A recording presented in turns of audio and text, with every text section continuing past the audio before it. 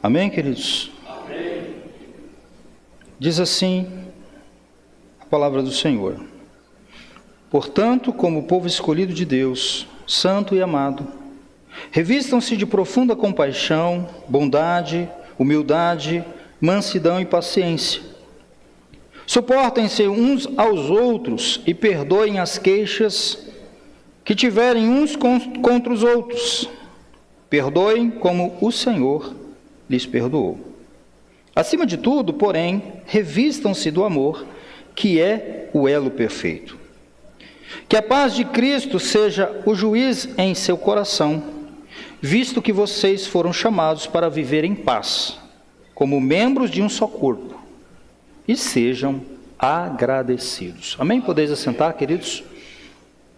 Amados, nós estaremos dando continuidade à segunda mensagem, ao segundo sermão, a segunda exposição, falando aí sobre a evidência ou as evidências da verdadeira santificação. Nós iniciamos domingo passado, assim tendo por base os versículos 12 e 13. E hoje nós vamos novamente estar fazendo menção desses versículos, mas queremos poder caminhar até o verso de número 15. Nós sabemos que essa parte da carta, ela é a parte prática da carta. Paulo, ele já tinha refutado aqui todos os conceitos de heresias que estavam sendo, de certa forma, disseminados naquela igreja, a igreja ali em Colossos, e aqui a partir do capítulo 3, ele começa então a fazer a aplicação para aqueles irmãos, para aquela igreja, sobre como eles deveriam viver essa nova vida em Cristo Jesus, já que eles foram ressuscitados com Cristo. Então nós já caminhamos um pouquinho e começamos então a falarmos um pouquinho sobre essa necessidade, essa oportunidade de um viver santo, de como nós realmente precisamos desenvolver essa nova vida que recebemos em Cristo Jesus. Nós temos, evidentemente, pela palavra, isso fica claro nesses textos, que nós temos a nossa parte ativa em relação a isso, correto? E Paulo, então, ele faz um contraste aqui muito claro sobre se despir do velho homem, certo? E se revestir do novo. Então ele traz sempre essa ideia e ele faz sempre esse contraste, e nós vamos estar falando bastante sobre isso nesse momento, nesse encontro aqui, nessa exposição. Então veja bem, na primeira exposição, nessa primeira parte desse tema, evidências da verdadeira santificação, nós vimos que a santificação ela está fundamentada nas bênçãos que recebemos, ou seja, nas bênçãos que já recebemos, nas bênçãos recebidas, naquilo que Deus fez por nós. Quais são essas bênçãos? Vamos recapitular? Primeira, eleição, exclusividade, ou seja, nós somos santos, separados, um povo separado para Deus, amor e perdão, fomos perdoados. Deus nos perdoou. Então, o primeiro ponto que nós falamos e traçamos aqui, no nosso primeiro encontro, na primeira exposição, na primeira parte, foi que a santificação está fundamentada nas bênçãos já recebidas. Que são essas bênçãos aqui? Fomos eleitos, fomos, de certa forma, separados, povo exclusivo, fomos amados e somos amados e perdoados. Hoje, nós não vamos falar daquilo que Deus fez por nós, porque isso nós já fizemos. Nós vamos falar daquilo que nós devemos fazer agora, uns para com os outros. Já que Deus já fez algo por nós, já que Deus derramou sua bênção, sua graça sobre a nossa vida, agora Ele espera que também, em consonância com aquilo que já recebemos dEle, possamos então fazer com o nosso semelhante, com o nosso irmão que está conosco, que caminha conosco, que faz parte também, que desfruta também dessa nova vida. Isso é algo interessante. Nós pertencemos, agora que já despiamos do velho homem, nós pertencemos à família de Deus. E se pertencemos à família de Deus, nós devemos viver nela de modo digno de Deus, de modo que o Senhor possa se agradar de nós. Então o cristianismo, queridos, é mais do que a mera aceitação de doutrinas ortodoxas. O cristianismo é um modo de vida. O cristianismo é um relacionamento correto com Deus, verticalmente, e com os nossos irmãos, com os outros de forma horizontal. Nós já ouvimos aí, né? Nesse mundo gospel, né? Muitas pessoas dizendo assim, não, eu sou crente e tal, estou lá na igreja, mas o meu santo não bate com o santo do fulano. Aí eu olho o crente dizendo isso, eu fico pensando bem assim, mas como? Se a Bíblia faz alusão de que somos corpo, de que somos pedras vivas que estamos sendo construídas, se é o Espírito Santo que habita em nós, logo, todavia, entretanto, não pode haver discrepância, incongruência, mas precisa haver unidade e comunhão. Então Paulo, sabendo de alguns problemas, porque nós somos, de certa forma, falíveis, vulneráveis e erramos, ele vem instruir a igreja de como agora nós vamos viver esse viver santo, desenvolvermos essa santificação no que se diz respeito ao nosso relacionamento de um para com os outros. William Barclay, ele diz que o cristianismo é uma comunidade. E agora, queridos, em contraste, lembra que eu falei que Paulo faz um contraste? Em contraste com os vícios da vida pregressa, do velho homem, que ele registra no verso 5 até o verso 9, certo? Que ele faz aqui uma relação dos pecados, da vida pregressa, do velho homem, que ele fala sobre os pecados sexuais, sobre os pecados sociais e os pecados da língua. Agora ele vai oferecer uma nova lista, uma lista de virtudes que precisa ou que deve ornar a vida do cristão. A vida daquele que se despiu das indumentárias, da mortalha do velho homem, e que agora precisa se vestir do novo. Então agora Paulo vai enumerar, certo? Essas virtudes que nós precisamos ter, que devem ornar a vida do cristão, que nós devemos nos vestir. Olha que o verbo aqui, ele diz, portanto, como povo escolhido de Deus, santo e amado, revistam-se. O verbo está no imperativo. E isso é todos os dias, assiduamente, ininterruptamente. Nós precisamos entender isso. Agora, nós vimos que a santificação está fundamentada nas bênçãos já recebidas no encontro anterior. Hoje nós vamos estar construindo toda a exposição, tendo a ideia de que a santificação, além de ser fundamentada nas coisas que recebemos de Deus, ela é um contínuo uso das vestimentas espirituais providenciadas pelo próprio Deus. É Deus que nos concede. E isso está do verso 12 ao 14. Então nós vamos considerar essas indumentárias. O que seria indumentárias? Um conjunto de roupa. Nós precisamos nos vestir, não é isso?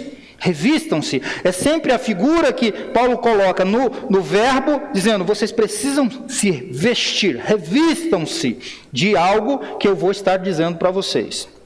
Então veja bem, nós temos aqui uma lista dessas virtudes. E eu quero compartilhar com vocês. E a primeira delas está no verso 12, que algumas versões vai dizer assim, revistam-se de ternos afetos de misericórdia. Uma outra versão, quem tem NVI, vai dizer assim, revistam-se de profunda compaixão. Ternos afetos de misericórdia e profunda compaixão é a mesma coisa.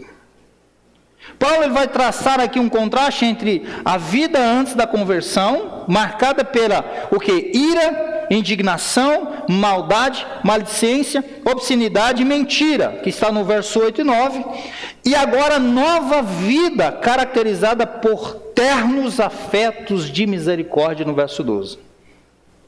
Ele quer dizer, olha, a indumentária do novo homem, a maneira que o novo homem deve se viver essa nova vida, é diferente, porque antigamente a sua roupa, a sua mortalha, porque nós estávamos mortos, é isso que Paulo diz em Efésios 2, estávamos mortos em nossos pecados e ofensa, era ira, era indignação, era maldade, era maledicência, era obscenidade, era mentira, mas agora já que vocês ressuscitaram com Cristo, já que vocês estão vivendo essa nova vida, vocês se despiram do velho homem, da mortalha que estava sobre vocês, agora vocês precisam se revestir do novo. E aí, ele caracteriza a primeira virtude. A primeira parte da indumentária é ternos afetos de misericórdia. Ser misericordioso, queridos, é lançar o coração na miséria do outro. Isso é ser misericordioso, é uma genuína simpatia pelas necessidades dos outros. Nós vivemos um tempo de muito egocentrismo. Tem até uma crença, um ditado popular, né, que se transformou numa crença cultural que diz assim: cada um para si, vocês estão afiados. E Deus para todo mundo. Eu não estou nem aí, meu filho, eu quero saber quero saber da minha necessidade, não quero saber da necessidade dos outros. Então veja bem, o cristão, ele precisa ter um coração compassivo. E a expressão ternos afetos pode ser traduzida literalmente por órgãos internos. Paulo diz em Filipenses, entranháveis afetos. Porque no pensamento antigo do século I, queridos, as vísceras eram consideradas a sede da vida emocional. Quando falava das vísceras, das entranhas, eles estavam falando do mais profundo das emoções. A segunda palavra que ele utiliza, ternos afetos, é a primeira. Aí ele usa misericórdia. Essa segunda palavra significa a expressão externa de profundo sentimento na preocupação e ações compassivas. Sendo assim, o termo composto, ternos afetos de misericórdia, certo? Transmite o quê? O senso de uma compaixão profundamente sentida, que se estende àqueles que necessitam, ou seja, que se estende aos necessitados. A misericórdia, queridos, é uma dádiva do cristianismo. E sabe por que nós temos que ser misericordiosos? Porque Deus foi misericordioso para conosco. O fato de nós podermos viver essa nova vida, de poder agora se revestir dessa indumentária, é porque de fato Deus se mostrou misericordioso para conosco. Então, a misericórdia é uma dádiva desse modo de vida que é ser cristão. Russell Shedd, ele alerta para o fato de que a violência que atrai tanta atenção na literatura hoje, na televisão, nas revistas e grande parte dos meios de entretenimento, o que isso busca? Tende a criar sentimentos opostos em nosso coração, em nossas mentes. Imunidade e indiferença emocional. Nós nos tornamos insensíveis frente à miséria e sofrimento terríveis que há tantas vítimas no mundo. Tem hora que a gente está assistindo alguma coisa e a gente fala assim: bem feito, toma, gostoso. A gente, de tanto ver isso, a gente vai criando uma imunidade, uma indiferença. O povo de Deus, ele precisa se vestir, deve se vestir com a indumentária da misericórdia. Ô Senhor, tem misericórdia. Esses afetos de misericórdia podem ser vistos na atitude de José do Egito com seus irmãos, conforme Gênesis 45, do verso 1 a 4. Ao invés de vingar-se deles, os camaradas chegou lá, depois de anos. O José, que tinha sido vendido como escravo, agora era o todo-poderoso no Egito. E eles não conheceram, porque ele estava parecendo um egípcio mesmo, né? Governador de todo o império egípcio. O faraó diz que eu vou ser maior do que você, José, só quando eu estiver no trono. Se eu não estiver no trono, nós estamos no mesmo patamar. Olha para você ver o poder que aquele camarada tinha. Chega os irmãos dele, que traíra. Olha para você ver. Porque a gente ia falar, que traíra, né? Judas Iscariote. Irmão, filho do mesmo pai. Ele olhou para os camaradas e falou assim: agora eu tenho o poder de matar esses infelizes. Tinha ou não tinha? Vou mandar degolar. O que ele fez? Ele foi misericordioso. Ele ficou esperando para se vingar, né? Ele se compadeceu. Ele ministrou amor e bondade. Nós vemos isso também quando Jesus conta a parábola do bom samaritano, para exemplificar quem é o próximo. E aí, o samaritano se compadeceu do homem ferido à beira do caminho, pensando nas suas feridas e restaurando a sua vida. Jesus foi movido por grande compaixão. Texto que o presbítero Sanlai leu, Mateus 9:36. O texto diz, o evangelista diz que Jesus viu o povo que estavam desgarrados, errantes, como ovelhas que não tinham pastor, e ele se moveu de íntima compaixão. Jesus é o nosso ícone. Jesus chorou ante o sofrimento que afligiu os amigos em Betânia. Ou melhor, Lázaro. O que o Ló tem a ver com o negócio aqui? O Lázaro. Estou parecendo pregador. O Lázaro estava morto. As irmãs chorando, os amigos chorando, as carpideiras tudo chorando. E Jesus, então, o texto nos diz que ele chorou. Ele foi movido, ele se sensibilizou com a dor dos outros, com a necessidade dos outros.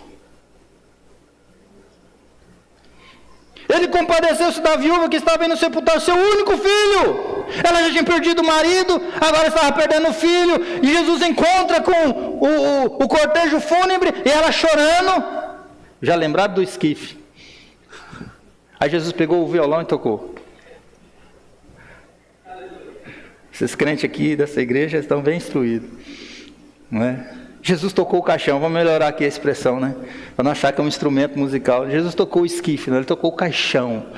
E aquele rapaz tornou a viver. Jesus se compadeceu daquela mulher.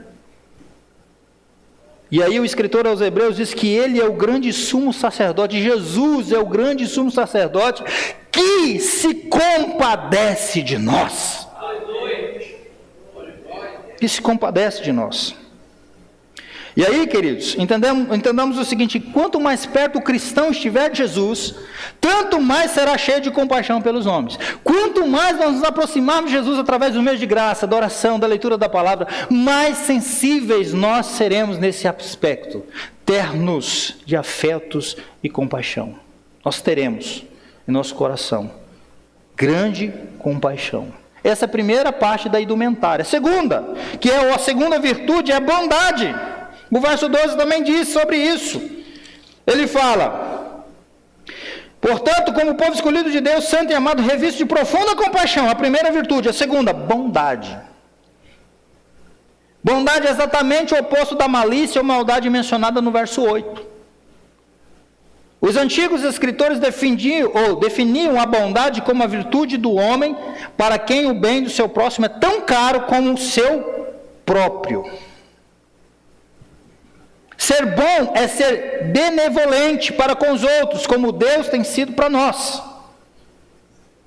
Ou seja, a bondade toma a iniciativa em responder generosamente à necessidade dos outros.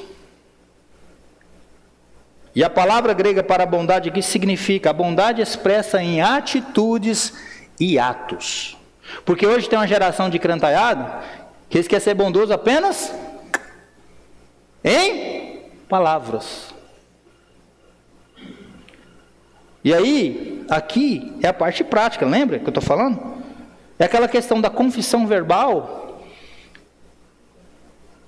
Eu digo, mas eu preciso fazer, para que aquilo que eu estou fazendo autentica aquilo que eu estou dizendo. Lembra lá de Tiago dizendo sobre isso? Se o seu irmão vier ter com você e dizer: eu estou passando necessidade, aí os espirituais dizem assim: ô irmão, vai na fé, eu vou orar por você. Resolve? Não. O que ele precisa? Ele precisa de assistência, ele precisa de remédio, ele precisa de comida, ele precisa ser assistido nas suas necessidades. E ser bondoso é entender que essa bondade expressa em ação. E sabe por que às vezes nós somos submetidos a isso? Para que Deus nos prove se realmente nós estamos vestindo dessa indumentária. Se essas virtudes elas estão em evidências nesse novo homem que nós estamos nos tornando em Cristo Jesus. Essa nova vida que nós estamos vivendo em Cristo Jesus. Então, essa palavra, além de significar isso, ela denota o espírito amigável e ajudador que procura suprir as necessidades dos outros mediante atos generosos. Fulano está precisando, por que eu não posso ajudar? Eu vou ajudar.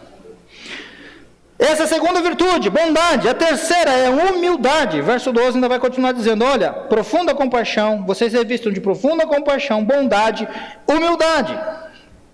E a palavra grega para humildade aqui, queridos, é uma virtude criada e introduzida no mundo pelo cristianismo.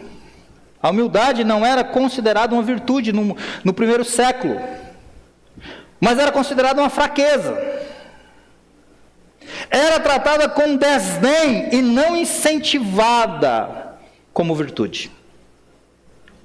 Bruce Barton, ele diz que ser humilde é ter uma autoestima adequada, que nem se exalta com orgulho e nem se autodeprecia. Porque tem pessoas que acham que pessoa humilde é aquela pessoa assim, que anda assim. Ou que mora lá.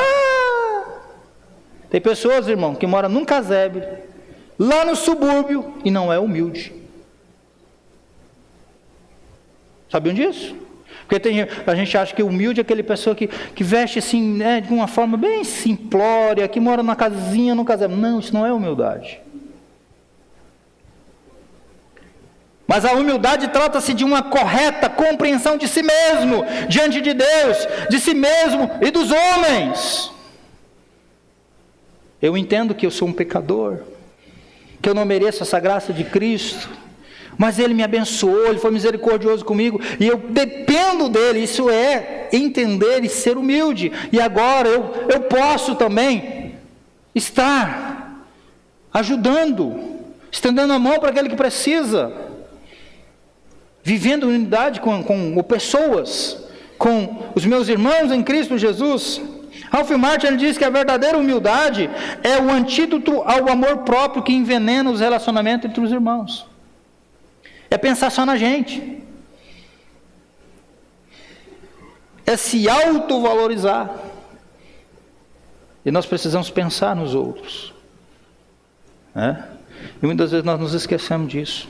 É uma realidade, queridos. Quem gosta de tataxi aqui? Louvado seja o Senhor, aleluia. O que é tataxi? O ovo, você pega assim e faz tataxi. Mas tem hora que a gente reclama por causa do tataxi. De novo, picanha, cabotear. Porque a picanha agora que a gente pode é o cabotear, né? Mas a gente reclama, mas aí a gente se esquece que tem outros que nem isso tem. Que está passando necessidade. Há um teólogo que diz que quando está sobrando comida na nossa mesa, está faltando na mesa de alguém.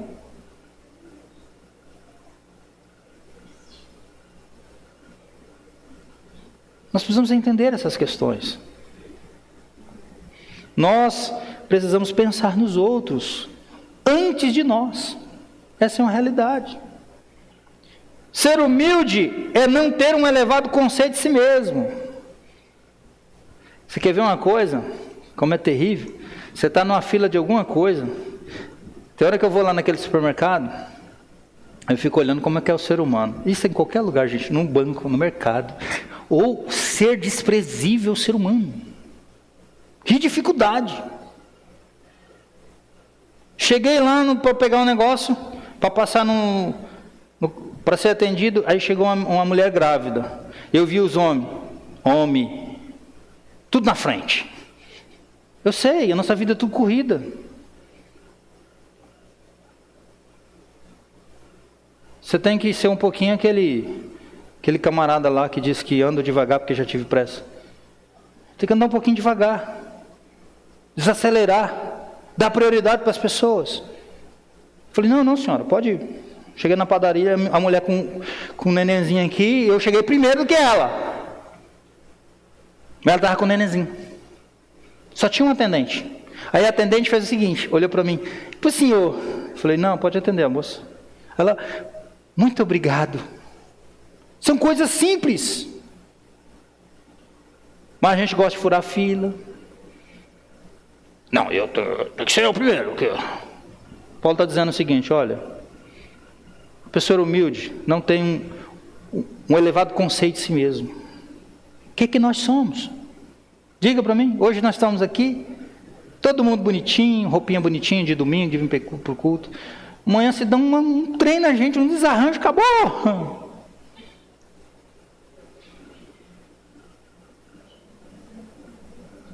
Humildade é honrar os outros mais do que a si mesmo. Paulo diz em Filipenses 2, 3 e 4.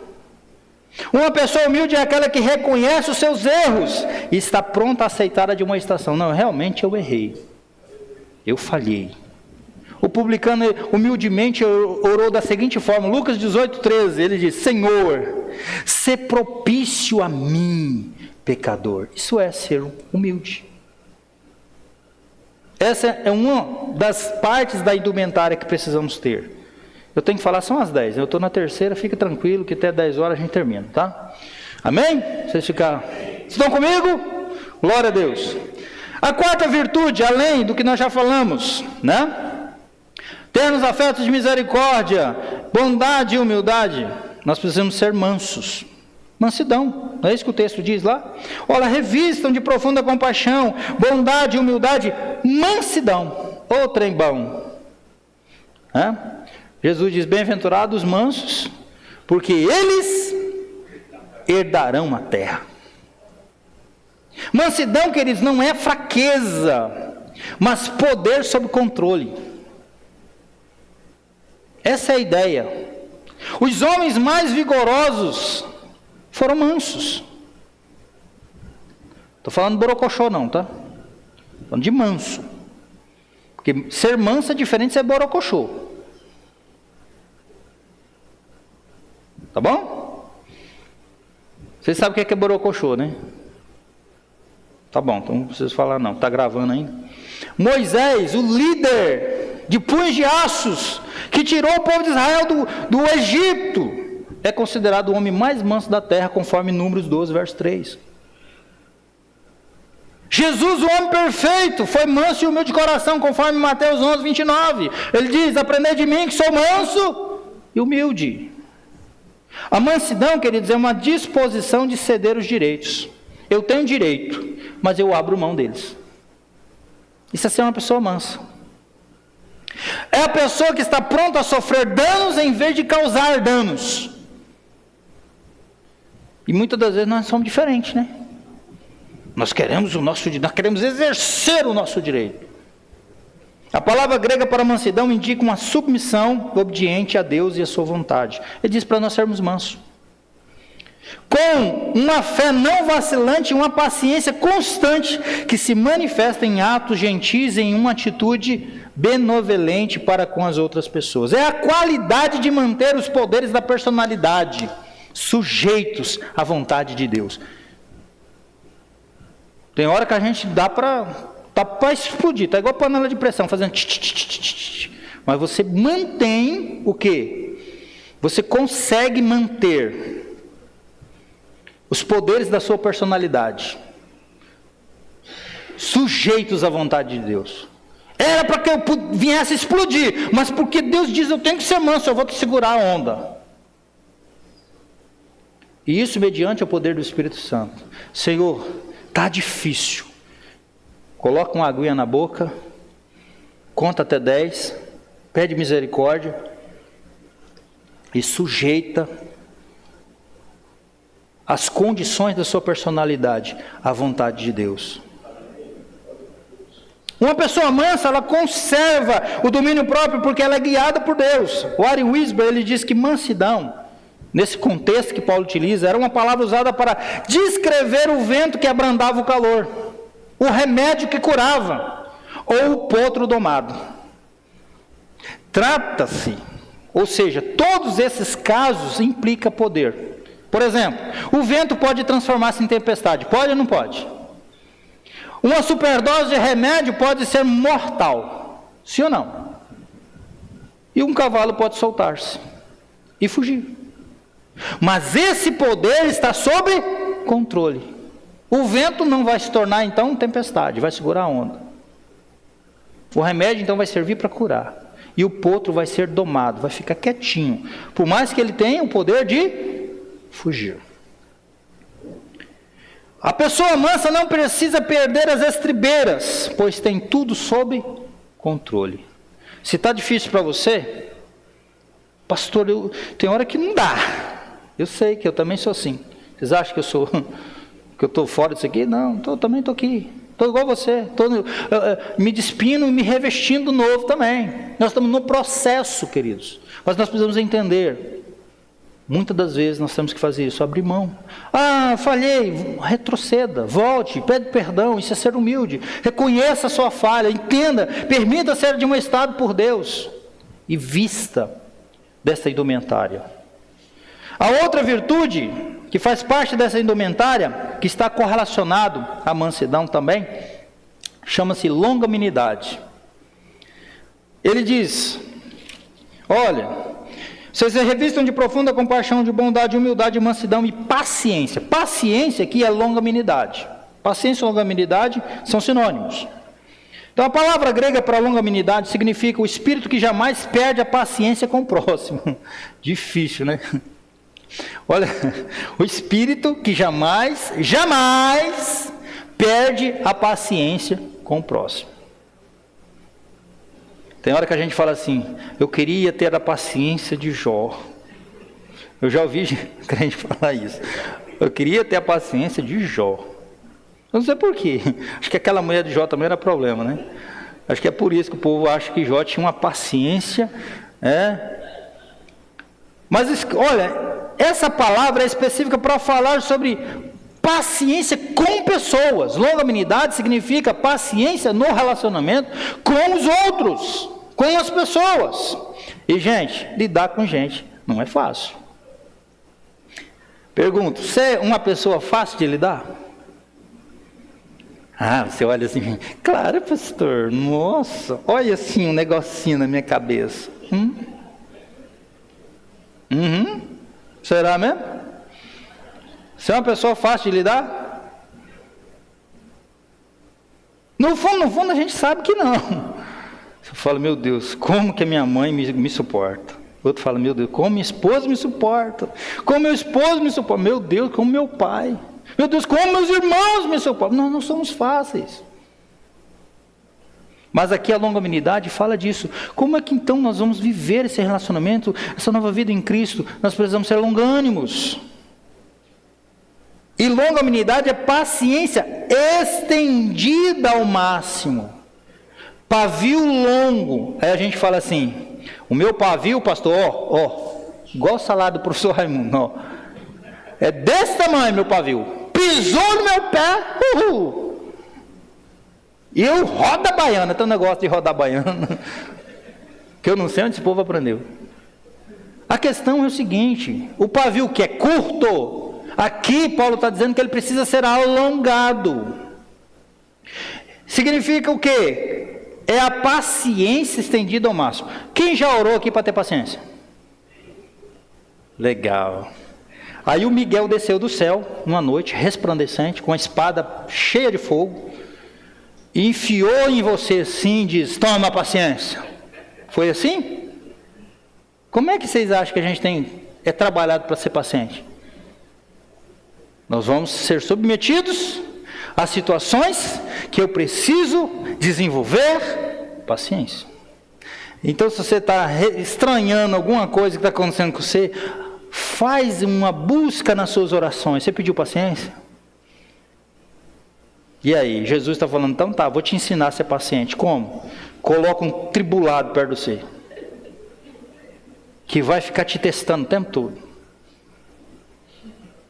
Isso, meu Deus, é a hora de você ser paciente. Ser trabalhado. Revistam-se. Sejam longânimos. Nossa, veio aquele negócio assim. Tem hora que a gente chega... Pisar alto, né? É hora de você Respirar fundo, meu Deus, não posso. Porque a gente tem vários tipos de personalidade. Tem aquele meu irmão, que é tomar lá da cá, na hora. Pá, tá nem aí. Opa! Aí uns falam assim, né? Até postei esses dias. Eu sou assim. Síndrome da Gabriela. Eu nasci assim. Eu cresci assim, eu vou morrer assim. Não. Nós fomos chamados para sermos conforme o caráter de Jesus. Parecido com Jesus. Jesus estava lá sendo esbofeteado, cuspiam nele, batiam nele, e dizia, profetiza quem te bateu.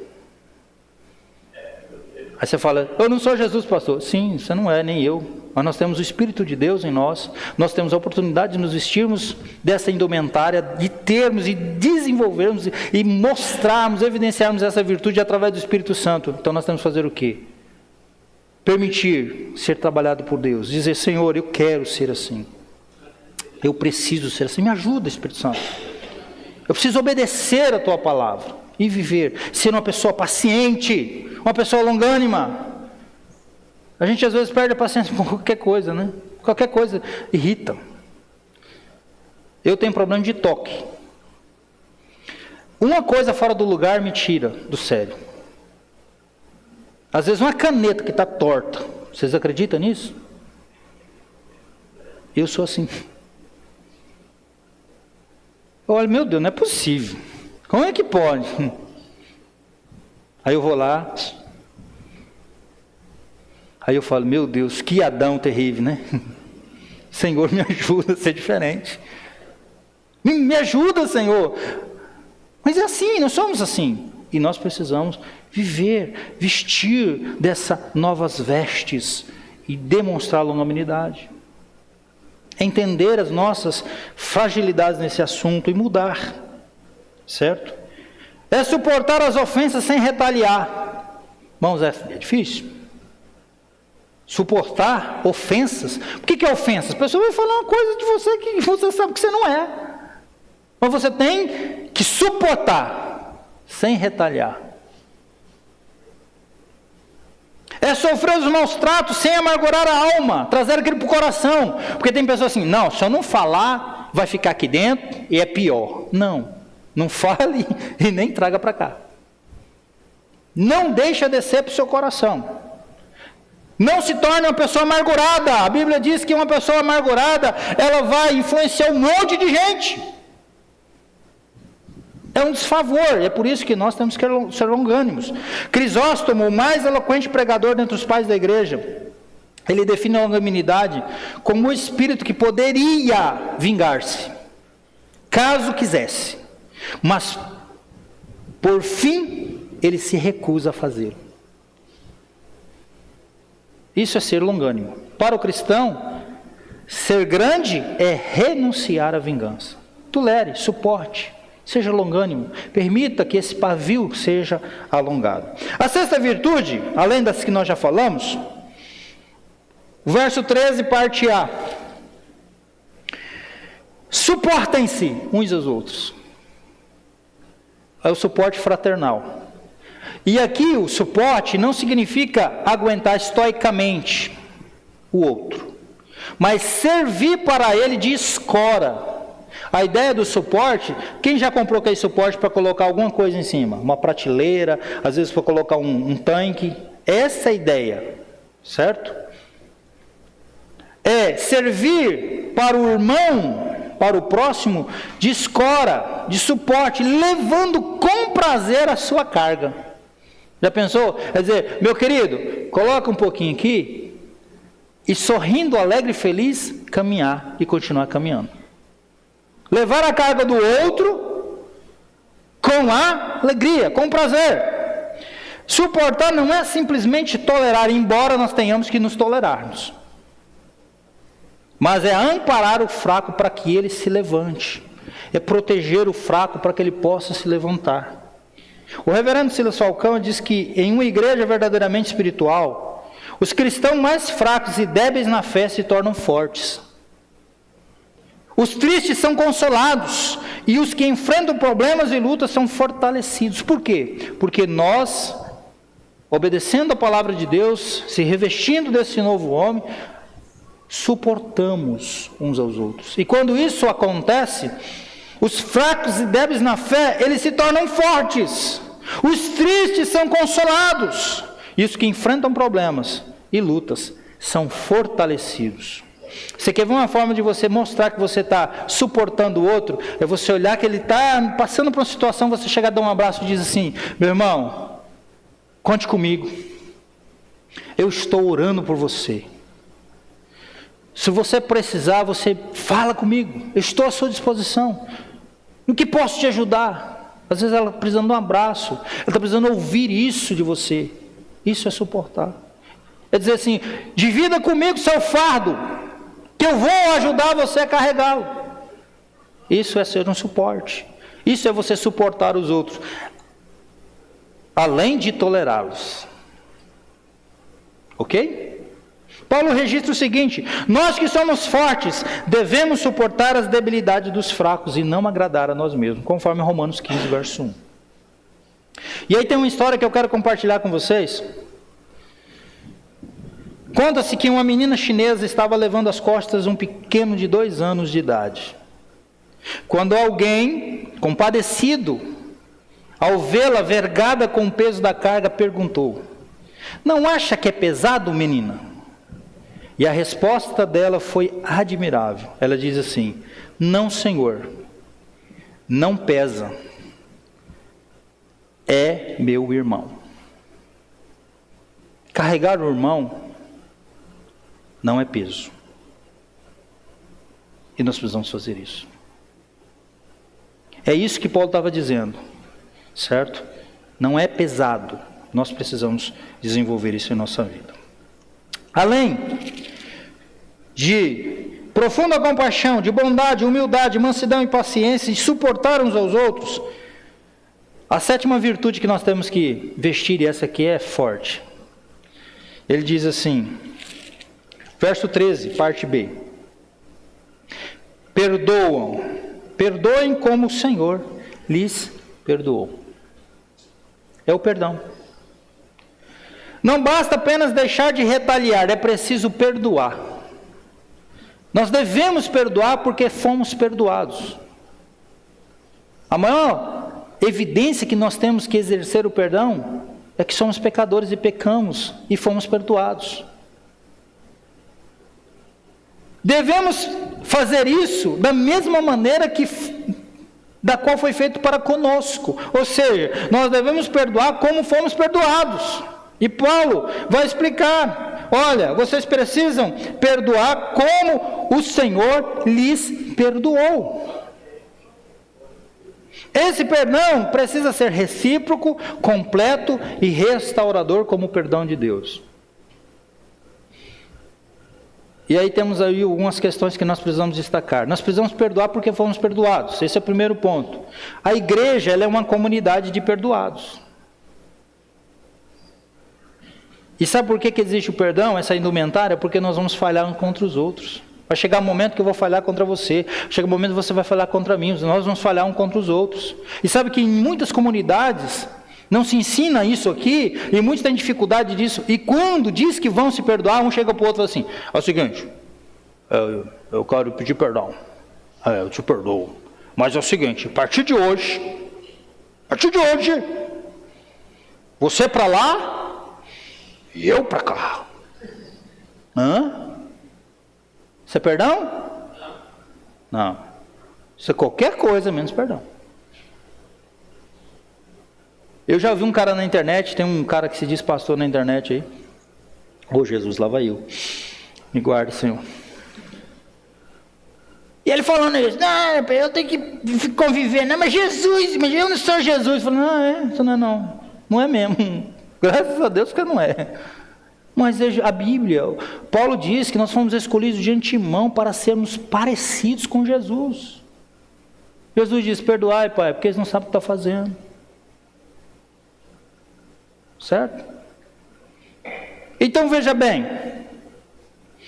aqueles que são receptáculos do perdão de Deus devem ser também canais de perdão.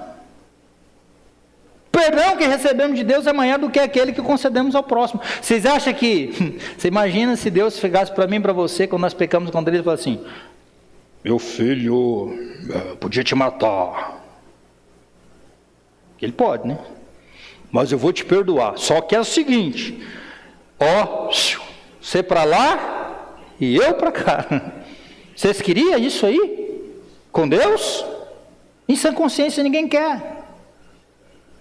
É por isso que ele está falando: perdoam uns aos outros como Deus vos perdoou. Como Deus vos perdoou. Então o perdão que nós recebemos de Deus é muito maior do que aquele que concedemos ao nosso próximo. Porque eu tenho certeza que aquilo que Deus tem perdoado, daquilo que nós já fizemos, dos pensamentos que nós tivemos, das ações que obramos, é muito maior do que uma falha pequenininha que às vezes o irmão tem contra a nossa vida. Nós precisamos perdoar porque temos queixas uns dos outros. Você viu? O pastor nem me viu, nem falou paz do Senhor para mim no mercado. Ô filho, deixa eu falar um negócio para você. Se eu te ver no mercado, ou melhor, se eu passar no mercado não te ver, é porque eu não te vi mesmo. Que tem hora que eu estou pensando assim: meu Deus, o irmão fulano, Senhor, se quer um pastor me liga, outro me liga, e tem hora que eu não vejo mesmo não. Mas tem gente que fica triste. Tem gente que fica triste que chegou na igreja, o irmão sentou no meu lugar. Nós somos tão terríveis, nós somos assim. A gente fica chateado com qualquer coisa. Ai, não cantaram o hino hoje que eu gosto. Amém, nós cantamos depois do culto. Nós temos queixas, nós nos queixamos de muita coisa. As pessoas, elas nos decepcionam e nós decepcionamos as pessoas. Você acha que é só você que se decepciona? Você acha que você não provoca decepção nas pessoas? Nós ferimos as pessoas e elas nos ferem. É por isso que nós precisamos perdoar. Nós temos queixas uns dos outros, por isso o perdão é uma necessidade vital. Quem não perdoa não pode adorar, ofertar ou mesmo ser perdoado. A Bíblia é muito clara. Deus não aceita a oferta. A oração do Pai Nosso é o seguinte. Vocês sabem essa oração do Pai Nosso? Então vamos lá, 1, 2, 3, vocês falam a oração. 1, 2, 3.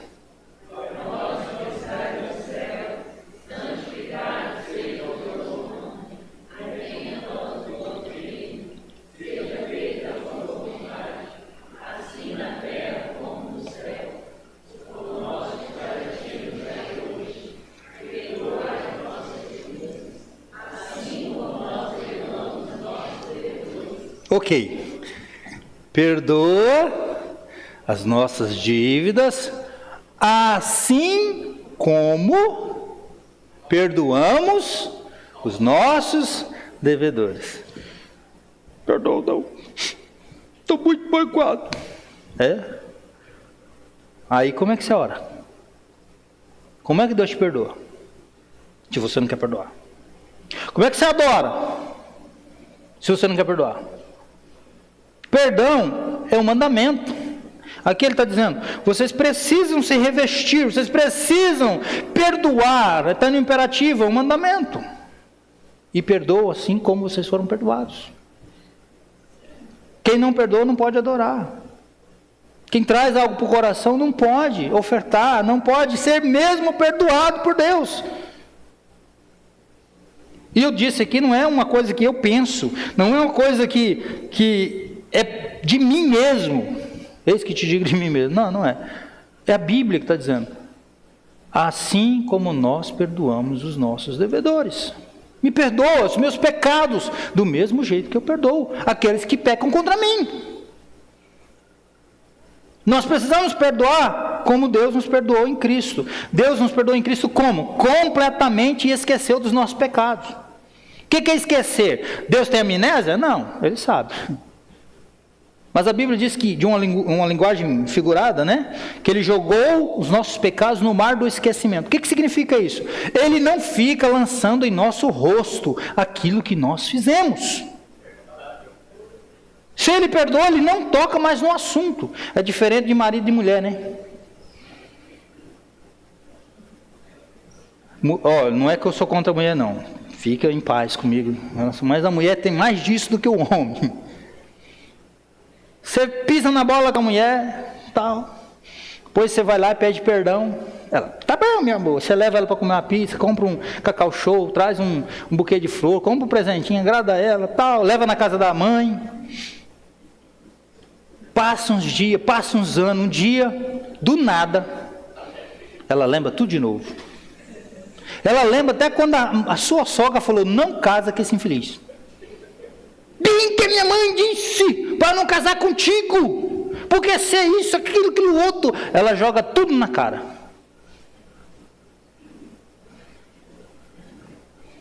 Perdoa? Eu posso lembrar do que aconteceu. Mas se eu perdoei, eu não tenho direito de lançar em rosto. De trazer, mas aquele dia você pisou na bola comigo. Não, acabou, eu perdoei.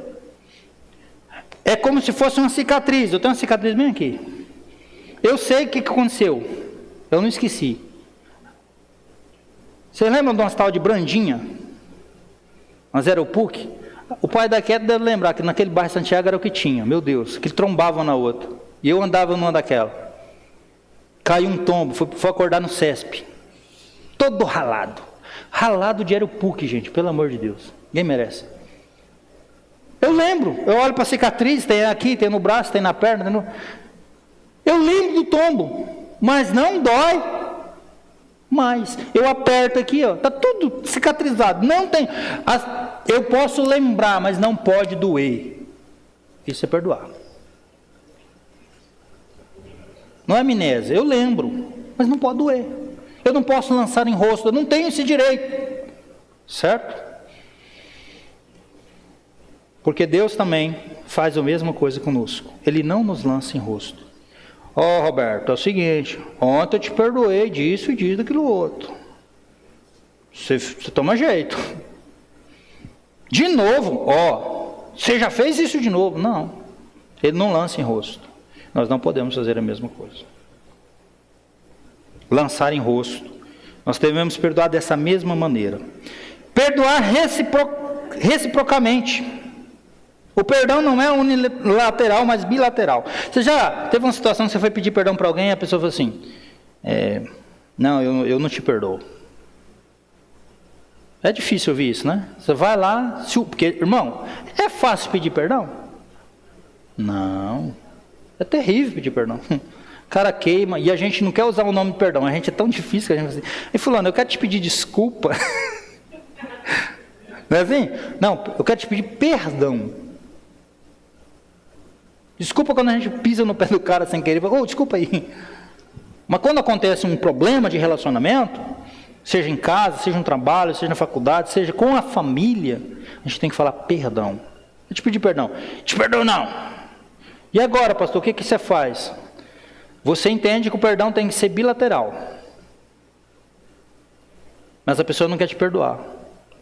Aí eu digo assim, aquele fardo que estava na sua costa, até aquele momento, sai e vai para a costa daquele que não te perdoou. Você está livre e ele está escravizado. Com todo o fardo que ele já tinha e o que você tirou e agora está na conta dele. Mas nós precisamos entender que o pecado, ou melhor, que o perdão não é unilateral, mas bilateral. Devemos perdoar uns aos outros. Quem ofendeu deve pedir perdão e quem foi ofendido deve perdoar. Porque uma hora você também vai ter que pedir perdão. E você vai querer ser perdoado. Mesmo que o ofensor reincida no seu erro várias vezes. Pastor, mas é difícil, hein? Fulano já pisou na bola comigo um monte de vezes. É? E se precisar vir 7 vezes durante o dia pedir perdão para você ou para mim, nós devemos perdoá-lo. O discípulo chegou para Jesus e falou assim: Jesus, parafraseando aqui, quantas vezes eu devo perdoar o meu irmão ou a ofensa do meu irmão contra mim? 7 vezes? Ele pergunta. Ele diz assim, 7 vezes eu estou fazendo, nossa Deus, eu estou perdoando demais. Aí Jesus usa um hipérbole, né? Ele diz assim, não apenas 7 vezes, mas 70 vezes 7. Por que é uma hipérbole, irmão? Você já imaginou o intisicado te atormentar 490 vezes no dia? Acho que não existe uma situação como essa. Não é possível. É inconcebível uma situação como essa.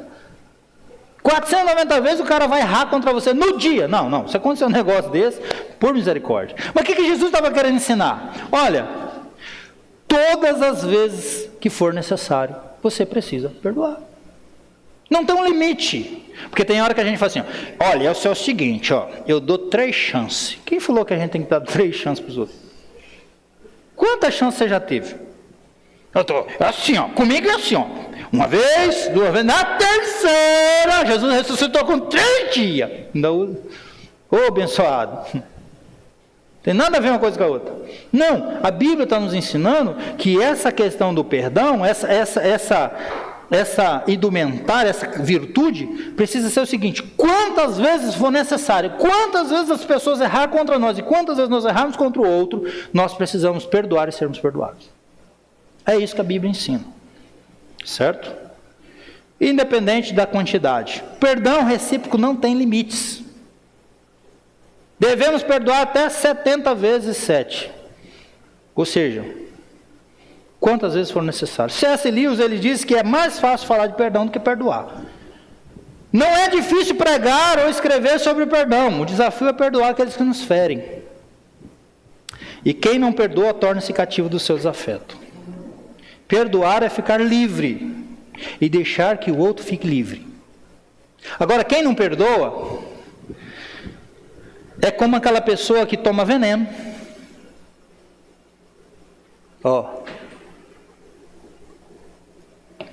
E fica olhando para o outro, esperando o outro morrer. Mas quem é que tomou veneno? A pessoa que resolveu não perdoar. Então quem não perdoa, faz isso. Toma o veneno e espera que o desafeto morra. Sendo que quem está morrendo é ele. Então quem perdoa, fica livre. Quem não perdoa se torna cativo do seu desafeto. Você vai para a praia, que aqui no coração você chega lá, você lembra do infeliz. Sua praia já acabou. Parece que o abençoado vai na mala. Você vai na pizzaria com a família, pensa que não se lembra. O abençoado vai comer a pizza e passa perto de você. Acabou sua noite, a pizza ficou ruim. Fica escravo. É por isso que nós temos que deixar. Perdoar é deixar ir. É deixar ser livre. É não ser preso, não ser cativo. No verso 14 nós temos a outra virtude. Meu Deus. E você chegar no 15. Me aguenta aí, gente. Vamos terminar essa parte aqui hoje, porque eu tenho um terceiro sermão para o próximo domingo. A outra virtude é o amor. O verso 14 diz o quê? Acima de tudo, porém, revistam-se do amor, que é o elo perfeito. Paulo orienta, acima de tudo, esteja o amor, que é o vínculo da perfeição. Acima de tudo aqui, pode transmitir o pensamento de, por cima de todas as demais roupas a serem vestidas. Você já foi colocando as peças da indumentária. Aí ele diz, por cima de tudo isso, coloque o amor. Ou seja, a força motriz de tudo isso tem que ser o amor. Warren Wiersbe, ele diz que esta é a mais importante das virtudes cristãs e age como um cinto que mantém as outras virtudes unidas. O amor é que faz isso. Eu perdoo porque eu amo. Eu tenho paciência porque eu amo. Tudo correlaciona. Então o amor é que interliga todas as coisas. As outras virtudes, elas até podem existir sem o amor, mas o amor não pode existir sem as outras virtudes. Tem gente que tem algumas das virtudes, mas não ama. Mas quem ama consegue ter todas as demais virtudes que nós falamos aqui. Quem ama, queridos, consegue perdoar. Quem ama consegue ser longânimo. Quem ama consegue ter grande compaixão. Consegue ser bondoso. Consegue ser humilde. Consegue suportar, porque ele ama. Então, às vezes você está aí mesmo, olha, eu tenho essa virtude, mas está me faltando aquela. Entenda-se uma coisa, chegou agora o momento climático de toda a indumentária. Amor. Eu preciso amar. E quando eu amo, todas as demais virtudes, elas vão estar presentes em minha vida, em minhas ações. Porque é o amor que coloca todas as outras virtudes juntas. Ele é o cinturão que prende as outras peças do vestuário moral. O amor é a apologética final. Ou seja, que é ortodoxia sem o amor? É legalismo frio e repulsivo. O que é a santidade sem amor? Farisaísmo reprovado por Jesus. O que é a beneficência sem amor? É exibicionismo egoísta. O que é o culto sem amor? É formalismo abominável aos olhos de Deus. Tudo que nós precisamos é o amor. O que é a pregação sem o amor? É apenas um discurso vazio. E para nós finalizarmos aqui, todas essas virtudes: profunda compaixão, bondade, humildade, mansidão, paciência, suportar uns aos outros, perdoar os outros, o amor. Nós temos no verso 15 o seguinte: que a paz de Cristo seja o juiz, seja o árbitro em seu coração, seja aquilo que vai te julgar. Se você está fazendo isso, você entenda. Ele diz: que a paz de Cristo seja o juiz em seu coração, visto que vocês foram chamados para viver em paz. E por que ele enfatiza viver em paz? Porque se nós temos essas virtudes tudo aqui, nós vamos ou não vamos conseguir viver em paz? Sim. Eu vou ser o quê? Eu vou ter profunda compaixão. A roupa bonitinha, né? Entenda como se você estivesse colocando os adornos de um indumentário, de roupa, né? Profunda compaixão, bondade, humildade, mansidão, paciência, suportar os outros, perdoar os outros e amar. Aí ele diz: vocês foram chamados para viver em paz. Nós temos toda a possibilidade de vivermos em paz, com Deus verticalmente e com os irmãos de forma horizontal. Aí tem algo interessante na última parte, e ele fala assim: como membros de um só corpo, ou seja, nós estamos unidos uns nos outros. Você não vê a sua mão direita brigando com a esquerda. Há uma uniformidade, uma coesão. Aí ele fala algo que é a nona virtude: gratidão. Ele diz: sejam agradecidos. E sejam agradecidos. A gratidão, queridos, é a rainha das virtudes. Por que nós temos que ser gratos? Porque nós estávamos mortos. Nós tínhamos uma roupa feia, a mortalha, né? Ira, indignação, maledicência, todos os pecados da língua, os outros pecados do sexo, os outros pecados sociais. E agora nós temos o quê? Uma roupa linda. As virtudes que Deus está desenvolvendo em nossa vida. Então nós temos que sermos gratos, ser gratos. Ele diz: e sejam agradecidos, porque agora vocês já se revestiram do novo homem. Agora vocês podem viver e desenvolver essas características, essas virtudes. O povo de Deus precisa despojar-se de toda amargura e murmuração e encher a alma de profunda gratidão por tudo quanto Deus fez em seu favor. A palavra grega aqui para gratidão indica o quê? Obrigação de ser grato a alguém por causa de um favor obtido.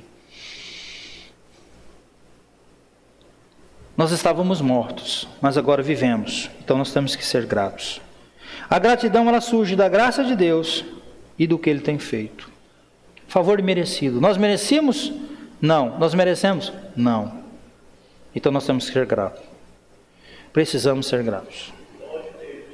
É isso que Paulo está falando, terminando aqui. Amém, queridos?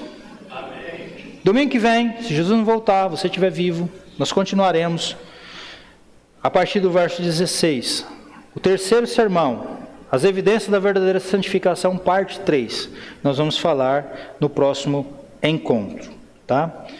Pastor, é muito grande isso daí. Eu acredito que gravou. Você pode voltar lá na nossa